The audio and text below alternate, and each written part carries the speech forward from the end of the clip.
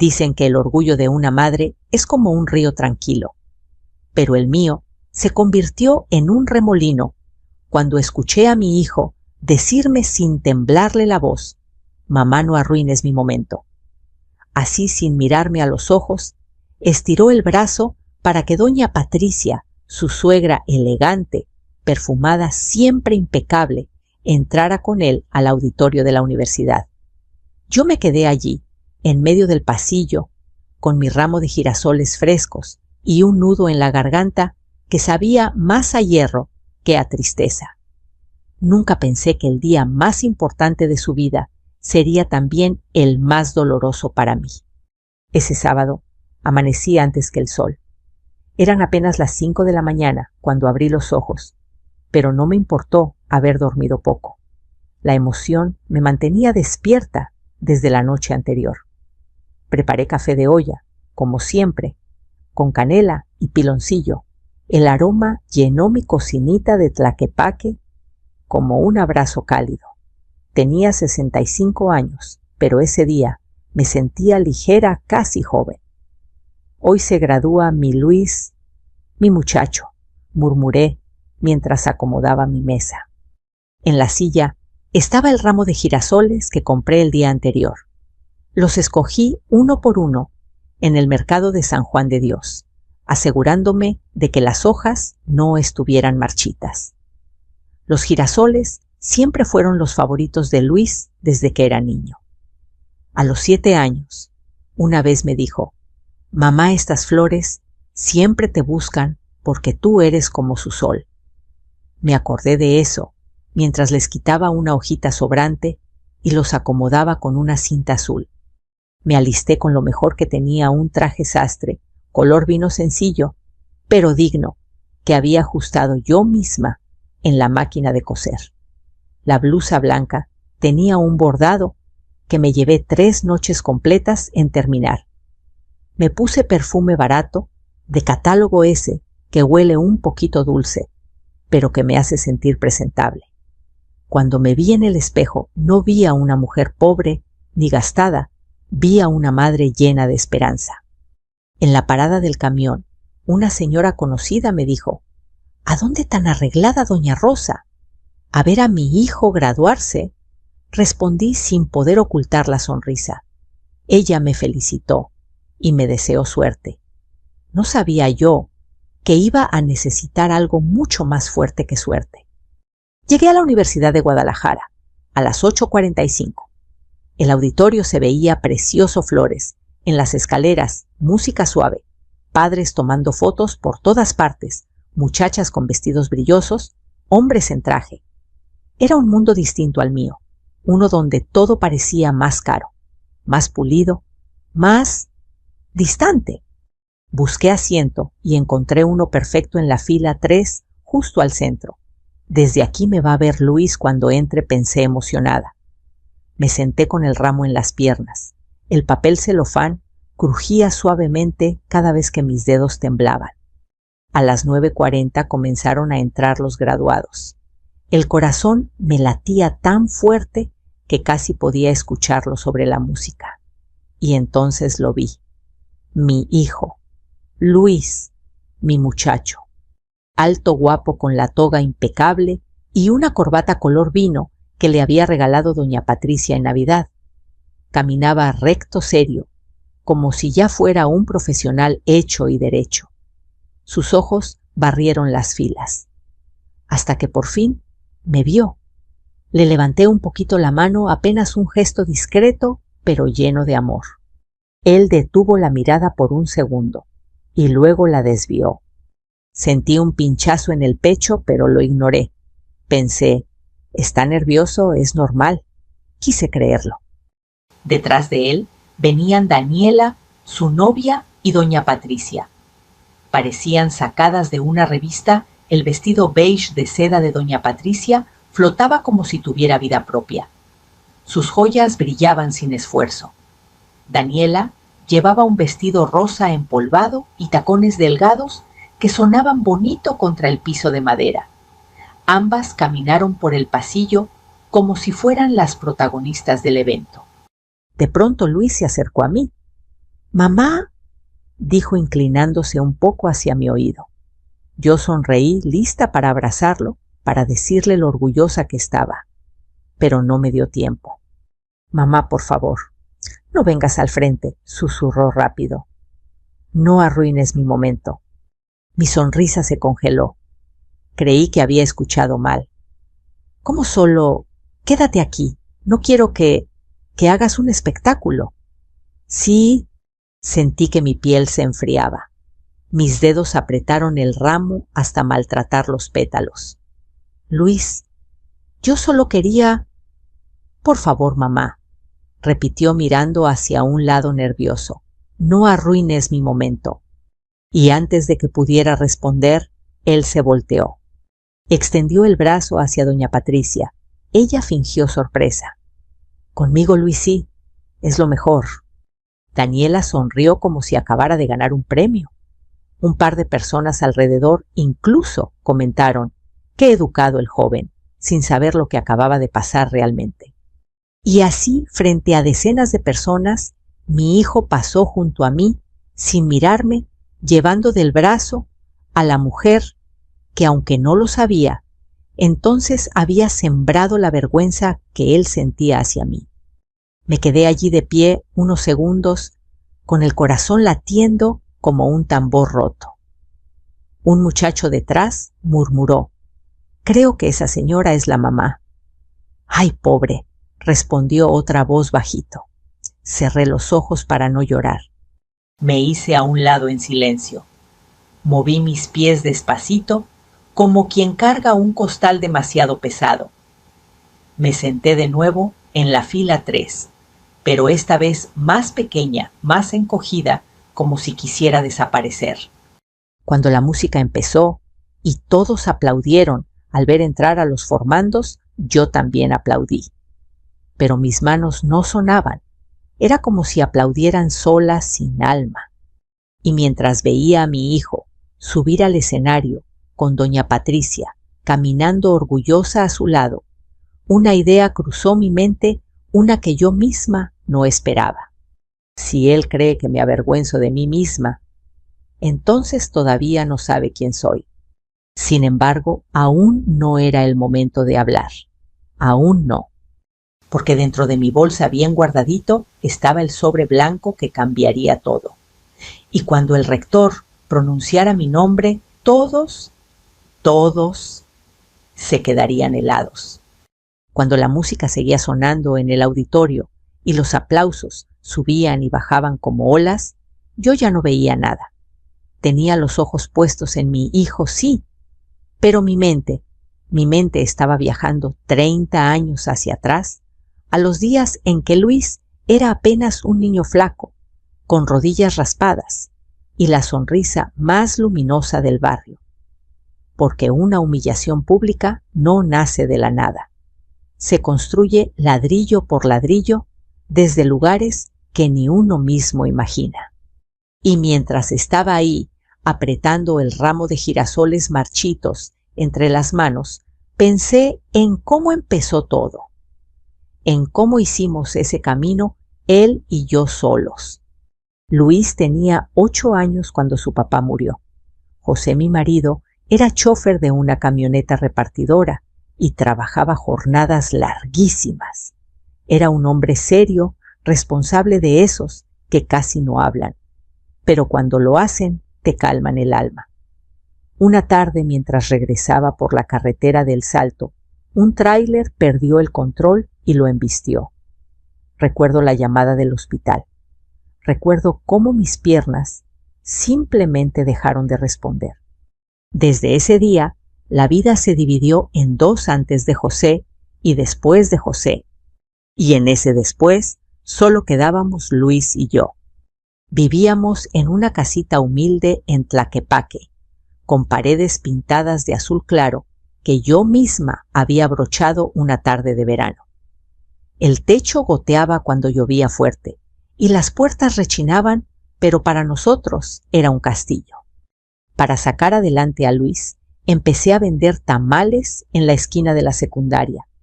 Me levantaba a las 3:30 de la mañana para cocer la masa, sazonar la carne, y acomodar todo en la vaporera grande, que había sido de mi suegra. Luego me iba caminando con mi carrito metálico, empujándolo por calles empinadas, donde las piedras sueltas me hacían resbalar más de una vez. Pero cuando veía a mis clientes de siempre, los señoritos que iban a la escuela, los obreros que salían del turno de la madrugada, y escuchaba un «tamales calientitos, doña Rosa», se me olvidaba todo el cansancio. En las tardes, después de recoger a Luis de la primaria, me sentaba frente a la máquina de coser.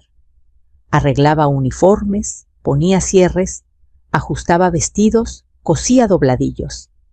Mis dedos siempre tenían piquetes de aguja y el ruido de la máquina era como un reloj marcando el ritmo de nuestra vida. Luis hacía la tarea sentado en la mesa. De vez en cuando levantaba la cabeza y me decía: «Mamita, cuando sea grande, te voy a comprar una casa más bonita». Y yo respondía: «La que tenemos es suficiente, hijo. Lo único que quiero es que estudies». Él me sonreía inocente, con restos de frijoles alrededor de la boca. Qué ironía pensar que años después los mismos frijoles serían motivo de vergüenza en su nueva vida. Luis siempre fue un niño inteligente. Entró becado a una secundaria técnica y luego al bachillerato. Cuando le llegó la carta de aceptación a la Universidad de Guadalajara, lloramos abrazados en la cocina. Ese día cenamos tortillas con sal y limón, pero para mí fue el banquete más delicioso de mi vida. Todo lo que ganaba cada peso lo destinaba a sus estudios: uniformes, libros, transporte, copias, material escolar. Hubo días en los que yo no comí para que él pudiera llevar su lunch. Hubo noches en las que me dormí sentada porque tenía que entregar un vestido a las 5 de la mañana. Pero nunca me quejé, nunca, porque así como otras mujeres sueñan con fiestas y joyas, mi sueño era uno solo: ver a mi hijo terminar su carrera. Cuando Luis comenzó la universidad, su vida se volvió más complicada. El transporte era largo, casi 2 horas desde casa. Un día vino conmigo y me dijo: «Mamá, si viviera más cerca, podría trabajar y estudiar mejor». Y yo lo supe al instante. Había llegado el momento de tomar una decisión. José me había dejado un terrenito pequeño en un rancho cerca de Tonalá. Yo lo había cuidado por años, como si fuera una herencia sagrada. Pero cuando vi el cansancio en los ojos de mi hijo, supe que ese pedazo de tierra ya tenía un destino más valioso. Lo vendí. Con ese dinero pagué el enganche para un cuartito cerca de la universidad, un mini departamento en la colonia Independencia. Pequeño, con azulejos viejos y un ventilador que sonaba como helicóptero, pero era de él. Le entregué las llaves en una cajita roja que compré en el tianguis. Luis lloró. Me abrazó fuerte, tan fuerte, que sentí que mi corazón se volvía blando como masa recién amasada. «Mamá, no sé cómo agradecerte». «Saca buenas calificaciones», le respondí. «Con eso me pagas todo». Los primeros semestres fueron maravillosos. Luis me llamaba todos los días, me contaba de sus clases, de los maestros estrictos, de los compañeros nuevos. Me mandaba fotos de la universidad, los pasillos, la cafetería, el mural enorme del edificio. Yo las guardaba todas en una cajita metálica donde antes tenía botones. Pero un día empezó a cambiar. Primero fueron los silencios largos en las llamadas, luego las sorpresas elegantes que me contaba: cenas, eventos, comidas en lugares que yo ni sabía pronunciar. Y siempre, siempre salía mencionada la misma persona: doña Patricia, la mamá de Daniela, una mujer que jamás había tenido que empujar un carrito de tamales bajo la lluvia, una mujer que veía mi vida como si fuera una anécdota cómica. Yo trataba de no preocuparme. Pensaba: Luis es bueno, Luis es noble. Nada ni nadie puede sacarlo de su camino. Pero la realidad es que nadie está a salvo de sentirse avergonzado de sus raíces cuando el mundo de los ricos te abre la puerta, aunque sea solo para usarte, porque lo que esa mujer logró no fue hacer que mi hijo creciera, fue hacer que olvidara quién lo había criado. Y allí sentada en la fila, 3 con mi ramo de girasoles, aplastado entre mis manos, entendí que la vergüenza que vi en sus ojos no nació esa mañana. Se venía gestando desde hacía años, sin que yo me diera cuenta. Y aún así, incluso en ese momento de tanto dolor, mi alma de madre buscaba excusas para él. No lo hizo con intención. Está nervioso, quiere encajar. Pero muy en el fondo, muy adentro, ya empezaba a formarse una sensación que yo casi no reconocía. El principio de una herida que no iba a sanar tan fácil. La vergüenza que sentí aquel día de la graduación no nació ahí mismo, frente a cientos de personas. No. Esa vergüenza había sido sembrada mucho antes como una semilla venenosa que fue creciendo sin que yo la viera. Y si hubo un momento en el que algo dentro de mí empezó a quebrarse, de verdad, fue el día del famoso jantar en casa de doña Patricia, la madre de Daniela, la mujer que, sin que yo lo supiera, entonces estaba moldeando a mi hijo a su conveniencia. Todo empezó con un mensaje sencillo, casi inocente. Señora Rosa, mi mamá quiere invitarla a cenar. Dice que sería lindo convivir mejor con la familia de Luis. Era de Daniela. Yo sonreí al leerlo ilusionada como una niña. Nunca había sido parte de la familia de nadie más. Siempre fuimos Luis y yo, él y yo contra el mundo. Pensé que quizá, después de todo, sería bueno que la madre de su novia quisiera conocerme. Así que pasé toda la mañana preparando un pozole rojo, la receta de mi mamá, esa que nunca falla y que siempre huele a hogar. Le agregué tostadas, lechuga picada, finitos rábanos en rodajas delgaditas y limones verdes recién cortados. Lo puse todo en una olla grande, la más bonita que tenía. Luego me arreglé. No tengo ropa fina, pero sí una blusa blanca que bordé yo misma, de esas que una se pone cuando quiere verse digna, sin presumir nada. Me hice un chongo, me puse mi perfume económico de flores y partí rumbo a la casa de doña Patricia. Llegué en 2 camiones y un tramo caminando. La casa, bueno, casa no mansión, muros altos, portón eléctrico, jardín impecable. Sentí de inmediato que mis zapatos viejos no pertenecían ahí. Toqué el timbre. Una empleada abrió la puerta. Sí, soy la mamá de Luis. Ven, venía a la cena. Pasé, respondió sin sonreír.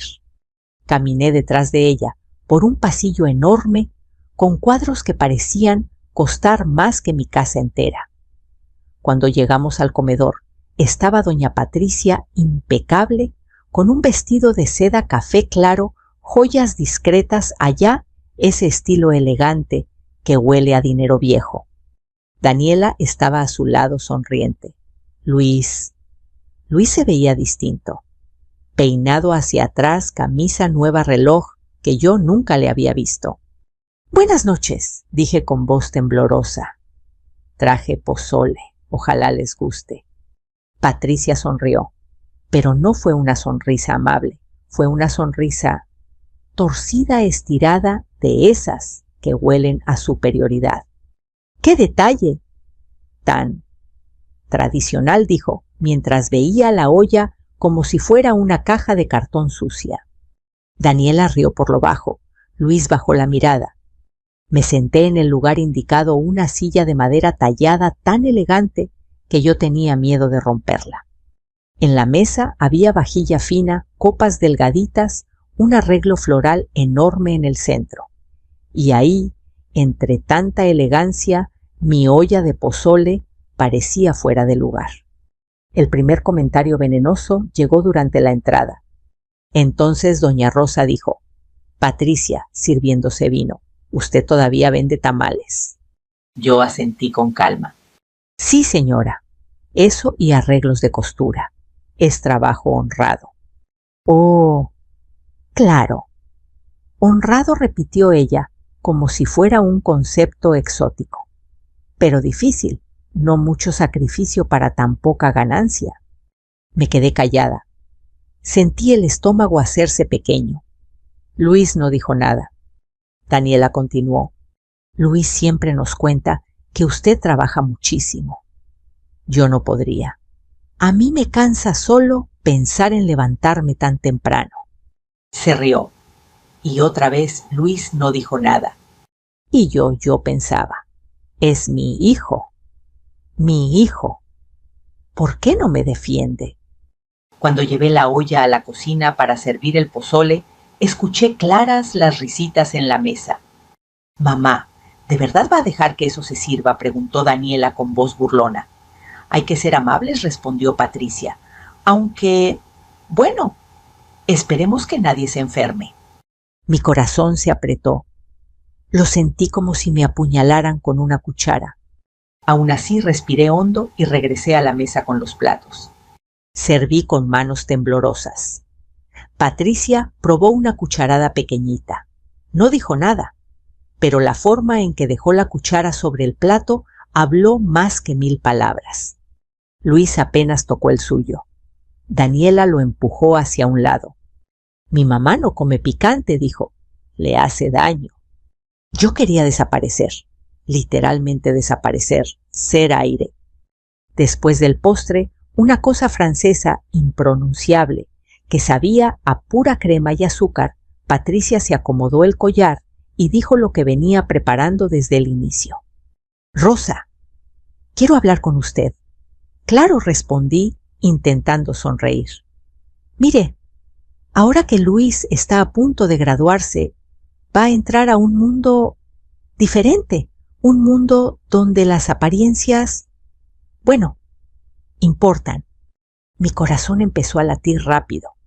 Y, bueno, continuó ella, sería bueno que usted moderara ciertas costumbres, como llegar sin avisar, o llevar comida casera a su departamento, o, bueno, esas cosas que pueden hacerlo ver humilde de más.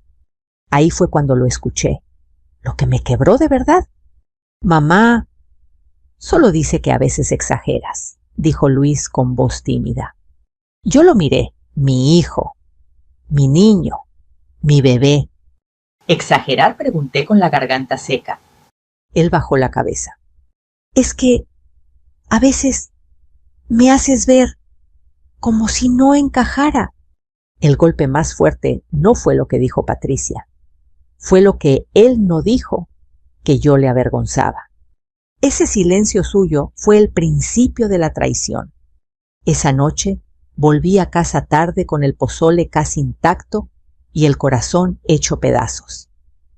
Caminé por la avenida oscura con el viento frío pegándome en la cara y pensé, ¿en qué momento mi hijo empezó a avergonzarse de mí? ¿En qué momento dejé de ser suficiente? Pero aún no sabía que esa cena era solo la antesala, el primer acto, el pequeño terremoto antes del gran sismo que vendría después. Porque lo que descubrí semanas más tarde, lo que encontré sin querer en el departamento de Luis, fue lo que terminó de revelar toda la verdad. La verdad que me arrancó el aire del pecho. La verdad que me obligó a despertar. Y esa verdad cambiaría para siempre lo que yo pensaba de mi hijo y de mí misma.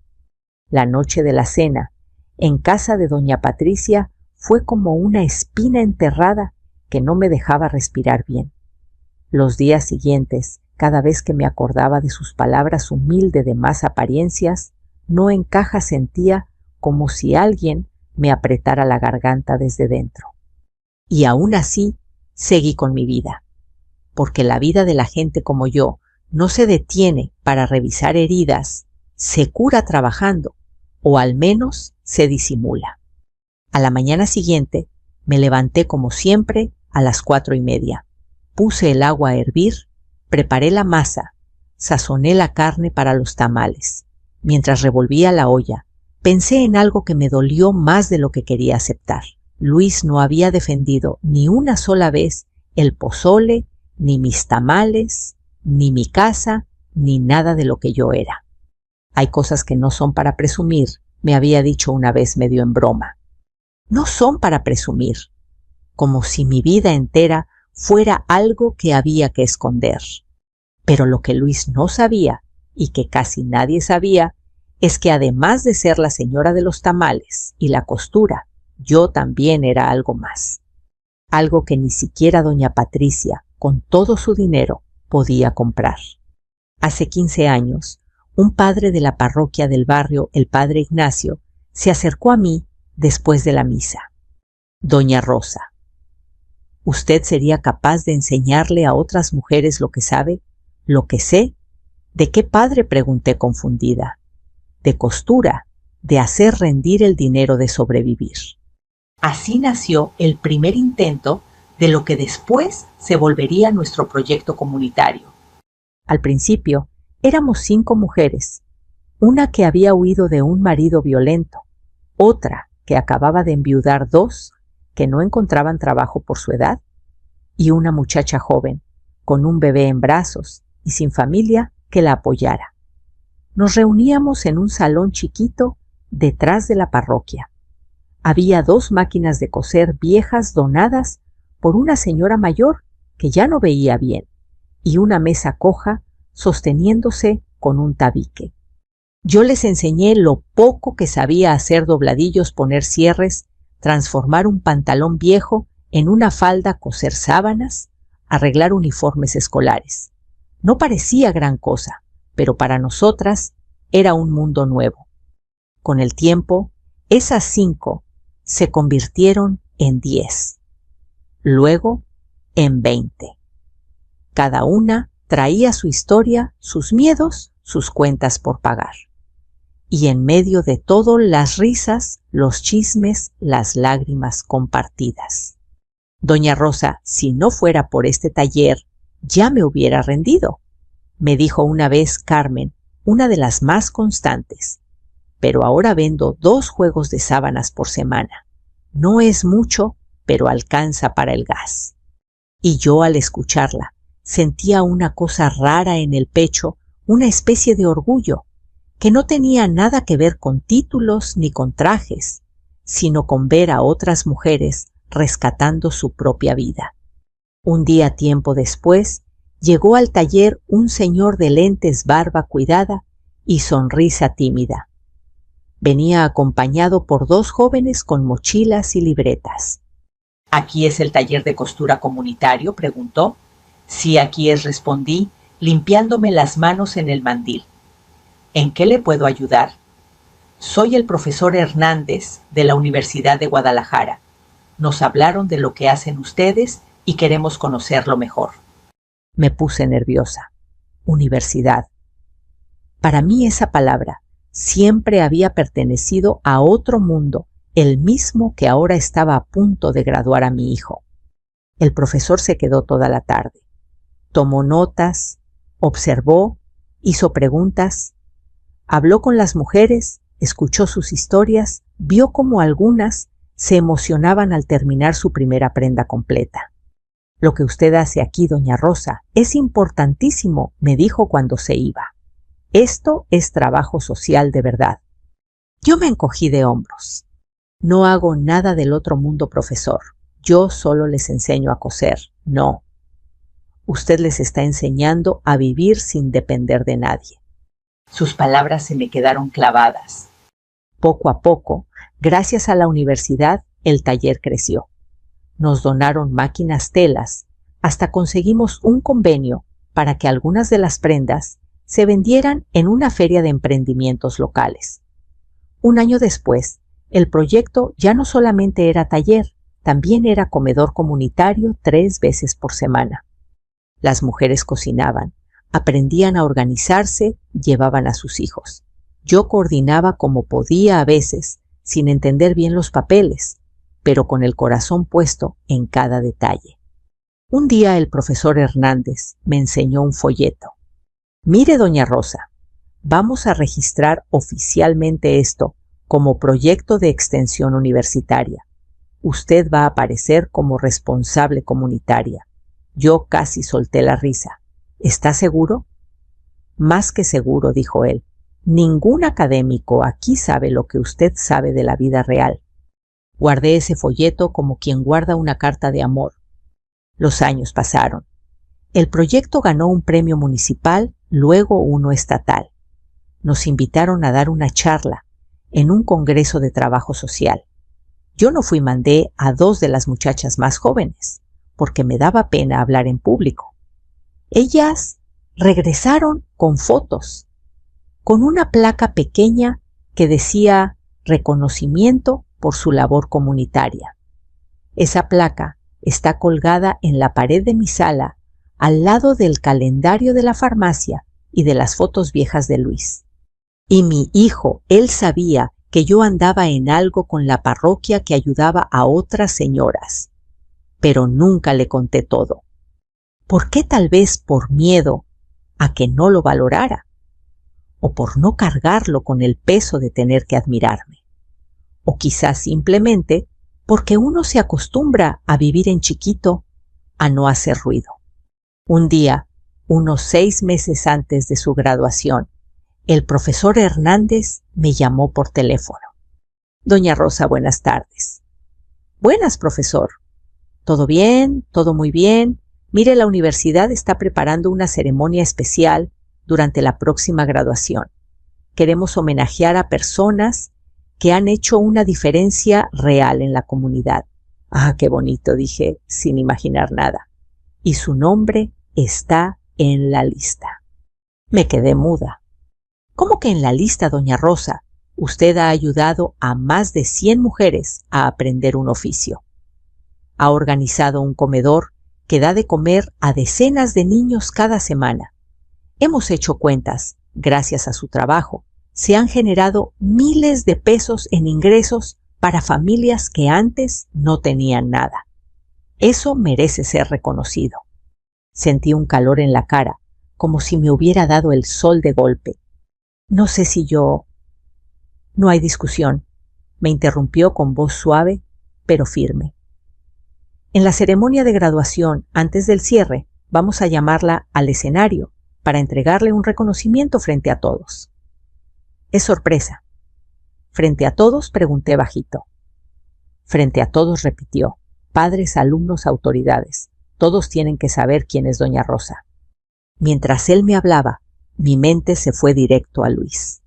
Me lo imaginé sentado, escuchando mi nombre, viéndome subir al escenario. Me lo imaginé por primera vez, viéndome no solo como la señora de los tamales, sino como alguien que también había logrado algo grande. ¿Le parece bien?, preguntó el profesor. Yo tenía los ojos llenos de lágrimas. Sí, profesor. Me parece bien. Esa noche, cuando Luis me llamó, estuve a punto de contárselo. ¿Cómo va todo, mamá?, preguntó él distraído. Bien, hijo. ¿Bien? Ya casi es la graduación. ¿Estás lista para llorar? Se rió. Ya veremos quién llora, quise contestar. Pero solo dije, sí, mijo, ya casi. Tuve el impulso de decirle, me van a reconocer también a mí frente a todos. Vamos a compartir escenario. Pero las palabras no me salieron. Algo dentro de mí susurró, espera, que lo vea con sus propios ojos, que no lo sepa de antemano, que la vida misma le muestre quién eres. Así que guardé silencio. Guardé la noticia como quien guarda un tesoro. Y cuando unas semanas después escuché de su propia boca, mamá, no arruines mi momento, lo único que sostuvo mi dignidad fue recordar que ese momento no era solo suyo, que ese día, sin que él lo supiera, también era mi día, y que el sobre blanco guardado en mi bolsa era la prueba silenciosa de que yo no era la vergüenza de nadie, que la única vergüenza, tarde o temprano, iba a ser de ellos. 3 semanas antes de la graduación, Luis me llamó. Mamá, voy a salir de viaje con Daniela y su familia. Solo 3 días, es por un evento de la empresa de la mamá de Dani. Ah, está bien, hijo. Cuídate. Colgué con una sensación amarga. Últimamente cada llamada era más corta, más fría, más lejana. Pero aún así, hice lo que toda madre mexicana hace, incluso cuando el hijo ya está grande, le preparé comida. Pasé toda la mañana haciendo sus guisos favoritos, carne deshebrada, arroz rojo, frijoles refritos con queso Oaxaca. Los acomodé en tuppers, los puse en bolsas y salí rumbo a su departamento. Yo tenía llave. Él mismo me la había dado por cualquier emergencia. Cuando entré, el silencio del lugar me dio un escalofrío. Algo no estaba bien. El apartamento tenía un desorden que no era normal en Luis: ropa tirada, platos sucios, cajas abiertas. Había botellas de vino en la mesa y en la barra una bolsa de regalo con una tarjeta dorada que decía «Para Luis con cariño». «¿P, Patricia?» Me tragué el enojo. Guardé las marmitas en el congelador, acomodé los platos, porque las costumbres de una madre no se pierden, aunque duela, y luego fui al cuarto a dejar una camisa que había arreglado. Y ahí lo vi, una carpeta negra de cuero entreabierta, llena de documentos. Yo no soy de andar revisando cosas ajenas, pero algo en esa carpeta llamaba mi nombre. Una intuición, un frío en la espalda. La abrí. Había papeles con tratos, tarjetas de presentación. Pero lo que me detuvo fue un sobre azul claro delgado escondido entre las hojas. Cuando lo abrí, sentí que mis piernas dejaban de sostenerme. Eran impresiones de conversaciones de WhatsApp, capturas enteras con nombre, fecha, hora. Conversaciones entre Daniela y su madre Patricia. Leí la primera. Daniela, mamá Luis, me dijo que Rosa vino otra vez sin avisar. Qué pena, de verdad. A veces siento que él sigue atado a ella de una manera incómoda.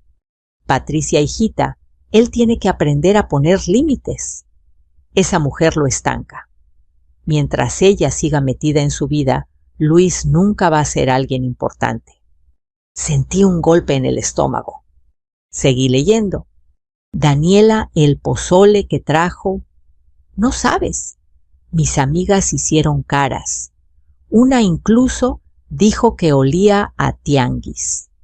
Patricia, es que esas comidas son vulgares. Ustedes están en otro nivel.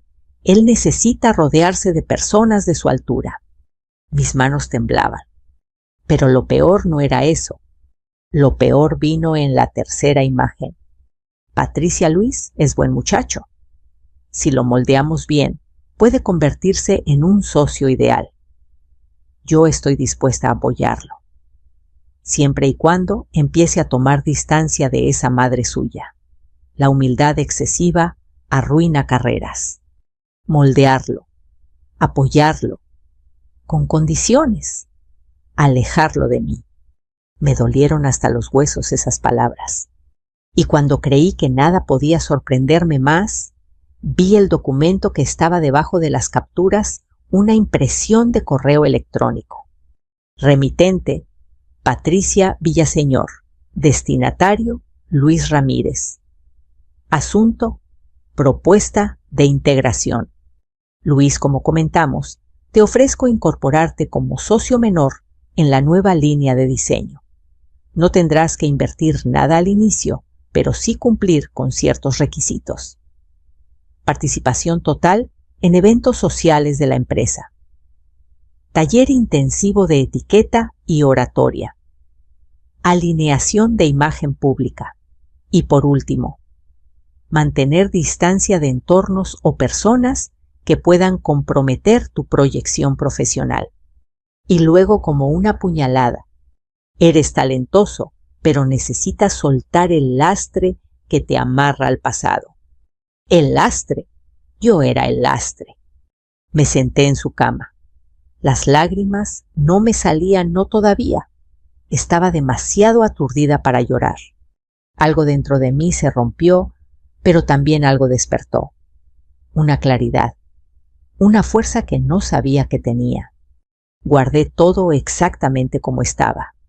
Fotografié cada documento, cada conversación, cada línea. Tomé aire, me limpié el sudor frío de la frente y salí del departamento sin mirar atrás.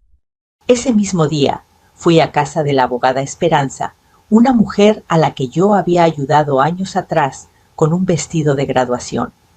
Ella me recibió con un abrazo caluroso. «Rosa, siéntate. ¿Qué pasó?». Le mostré las fotos. Ella las revisó con detenimiento, frunciendo el ceño cada tanto. «Esto es gravísimo», dijo finalmente. «Desprecio, manipulación, intenciones claras de sacar provecho de tu hijo y de alejarlo de ti. Yo no quiero denunciar a nadie», dije con voz ahogada. «Solo quiero protegerme». Ella asintió. «¿Te acuerdas del departamento el que compraste vendiendo el terreno de tu esposo?». Mi corazón dio un vuelco. «Sí, se lo regalé a Luis». «¿Por escritura de donación?». «Sí». «Pues quiero que sepas algo. Rosa, una donación puede ser revocada por ingratitud. Ingratitud. Cuando el hijo humilla, traiciona, amenaza o actúa en contra del honor o el bienestar de la madre. Y lo que tú me acabas de mostrar, Rosa, esto es evidencia válida». Sentí un temblor recorrerme el cuerpo. «No quiero quitárselo», dije. «No todavía». «No tienes que hacerlo», respondió ella con serenidad.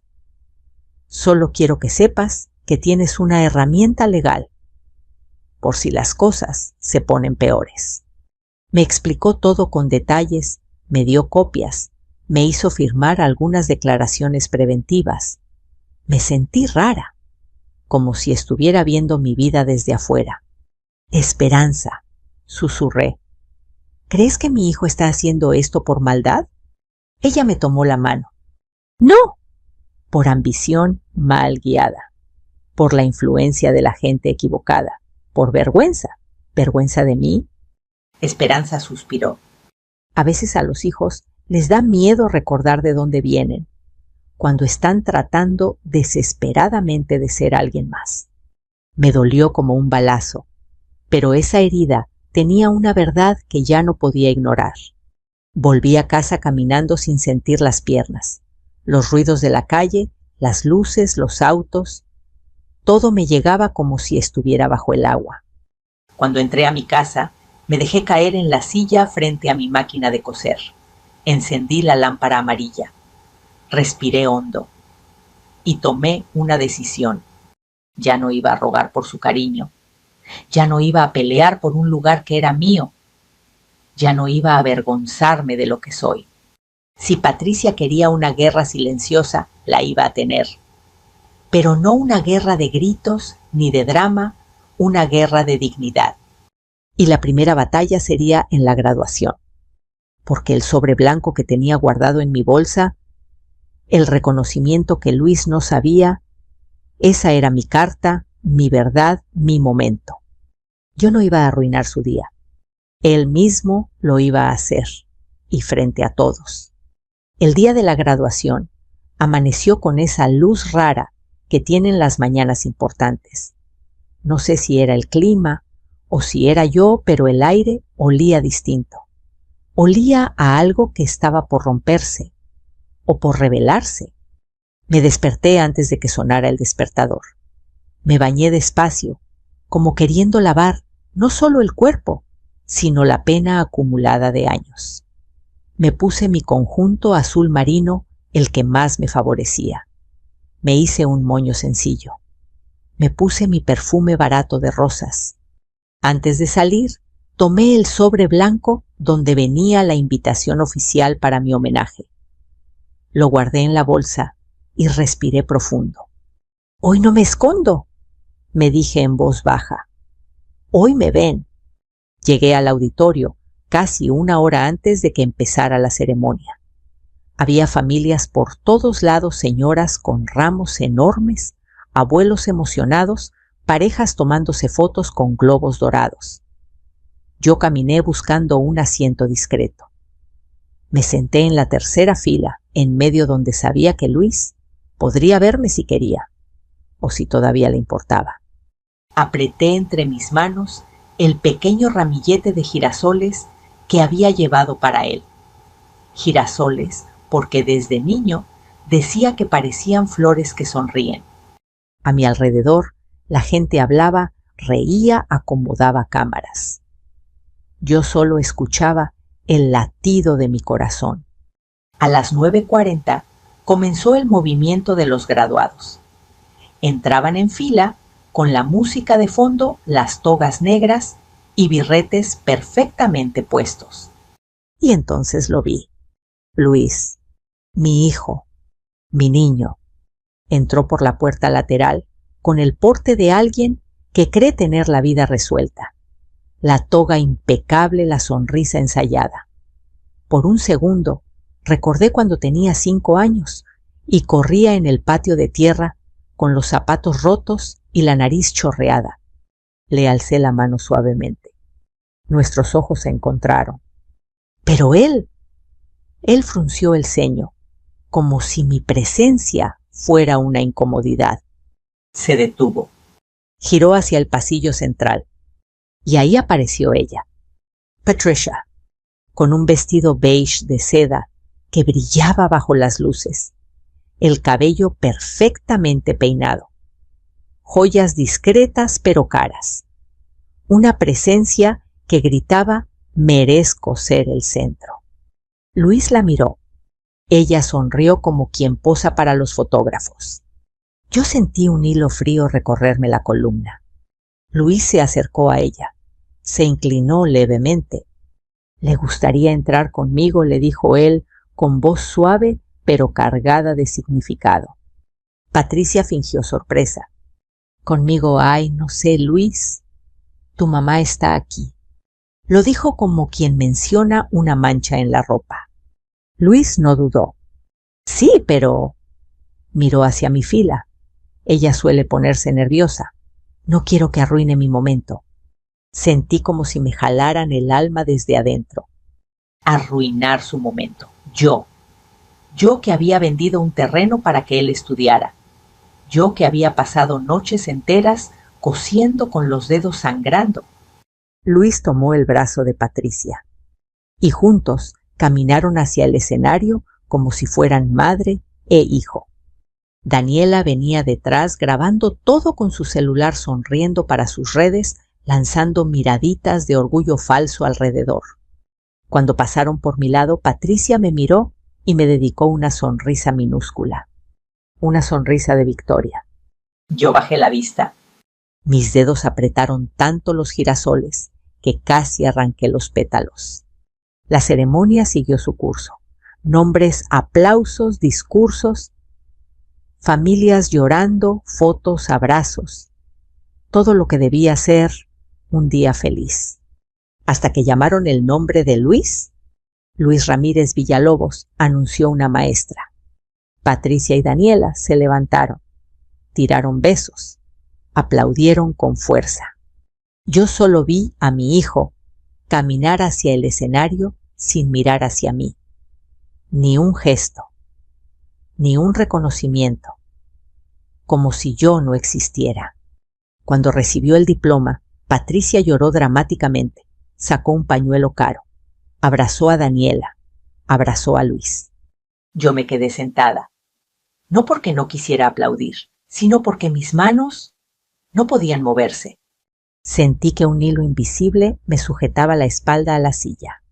Luis volvió a su asiento. El público se relajó creyendo que todo había terminado. Pero entonces el rector, el doctor Hernández, el mismo que había apoyado mi proyecto comunitario, subió al escenario con un tono solemne. Antes de cerrar esta ceremonia, dijo: queremos hacer un reconocimiento especial. Cada año la universidad celebra no solo a los estudiantes, sino también a las personas que contribuyen al crecimiento de nuestras comunidades. La gente murmuró sorprendida. Yo levanté la cabeza. Hoy honraremos a una mujer cuyo trabajo ha transformado la vida de cientos de familias. Alguien que con pocos recursos, pero con un corazón inmenso, creó un proyecto de capacitación que ha generado oportunidades reales para mujeres en situación vulnerable. Mi respiración se cortó. En la pantalla gigante aparecieron fotos, el taller de costura, las mesas, las mujeres sonriendo, los niños comiendo en el comedor comunitario. Y ahí estaba yo, con mi mandil, mi cabello recogido, mis manos cosiendo. El rector continuó: ella ha demostrado que la grandeza no nace del dinero, sino de la voluntad de servir. Con orgullo presentamos el reconocimiento al impacto social 2025 a...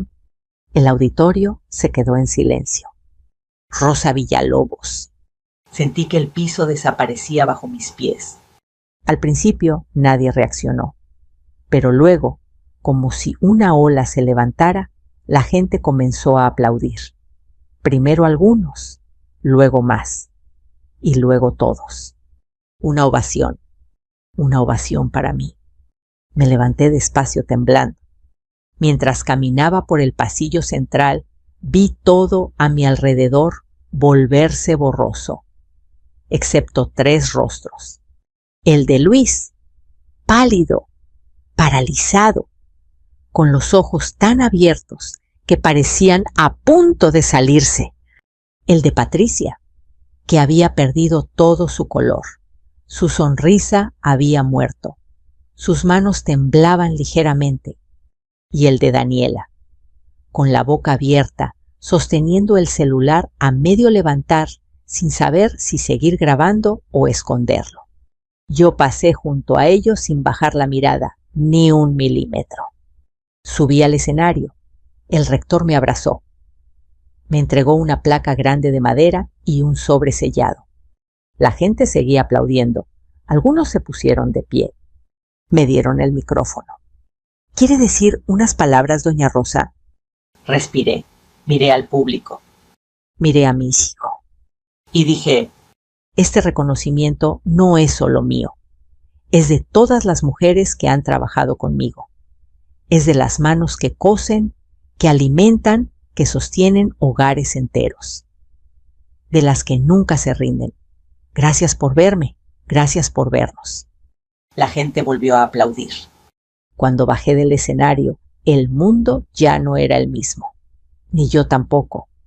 Porque mientras caminaba hacia mi asiento, vi a Luis inclinar la cabeza avergonzado. Y entendí algo. Ese día no fui yo quien arruinó su momento. Ese día la vida le mostró quién era realmente cada quien. Cuando bajé del escenario, sentí las piernas tan ligeras que parecía flotar.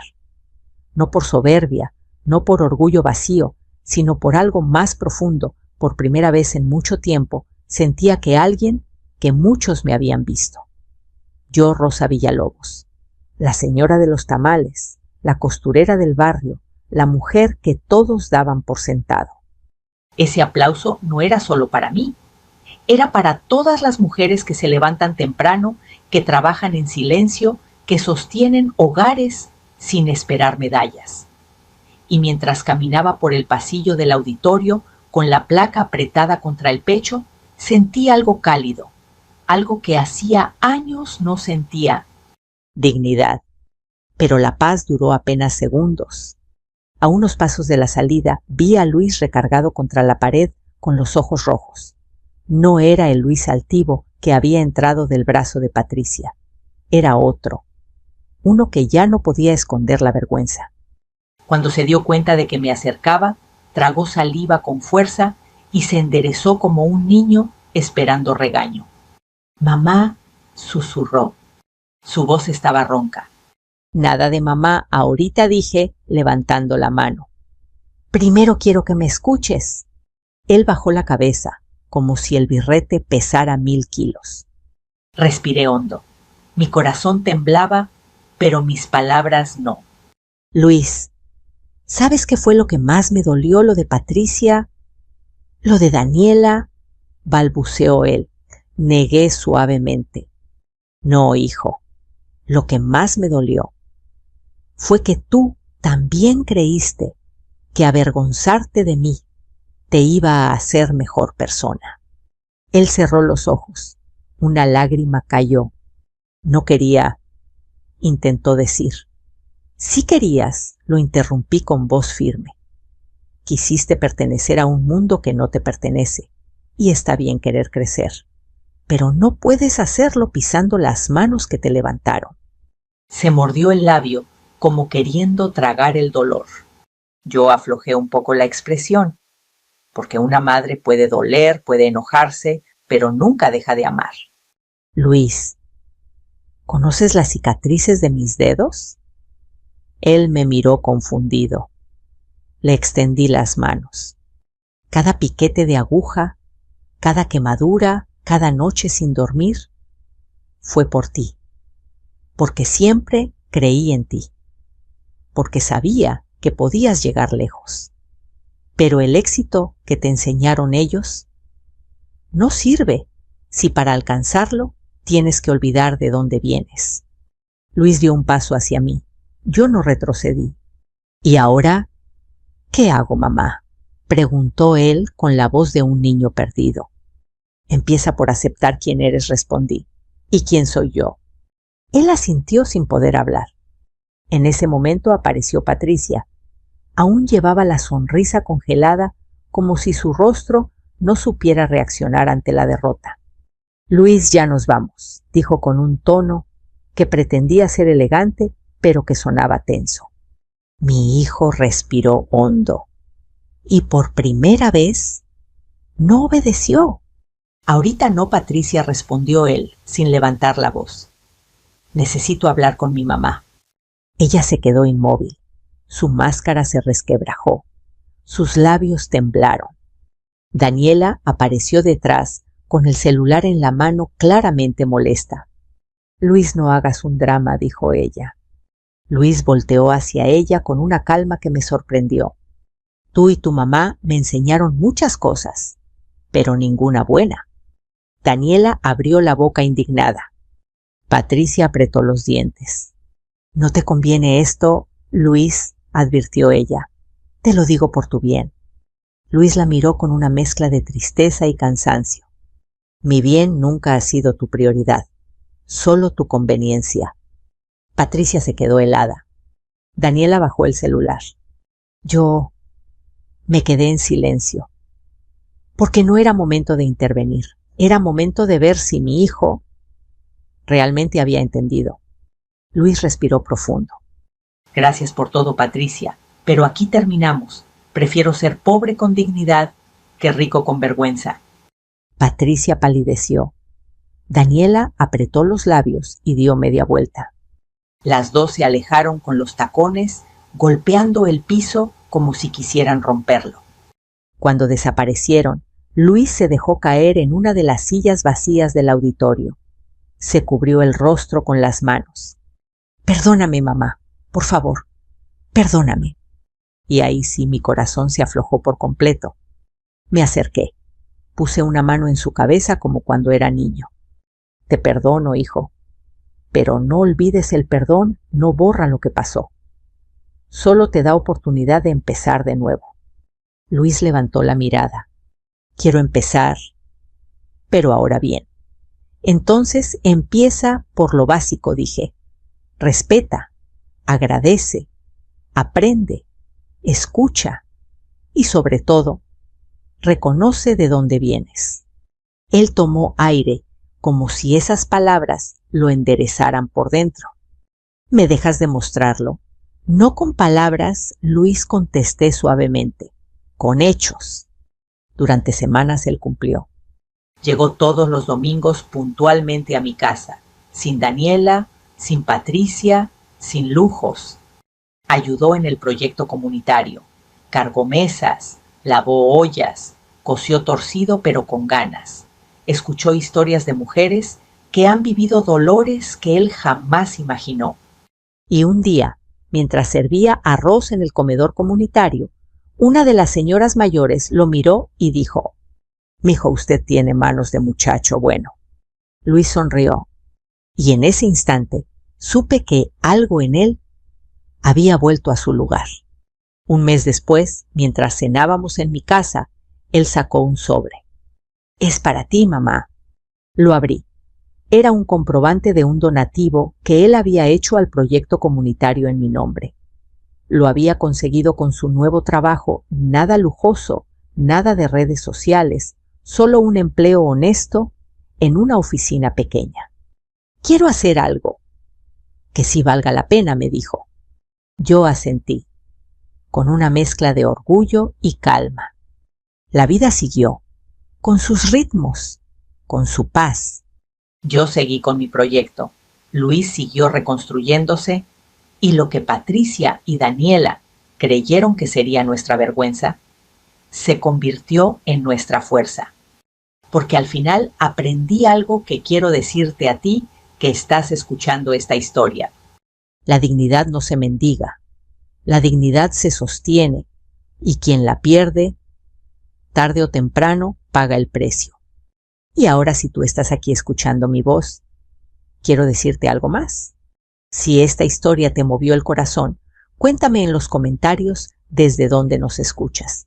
Y si alguna vez te hicieron sentir menos por tu origen, tu trabajo o tu vida, recuerda, no estás sola. Suscríbete para no perderte ninguna de estas historias que nos recuerdan que la vida tarde o temprano siempre pone a cada quien en su lugar. Gracias por acompañarme. Gracias por escucharme.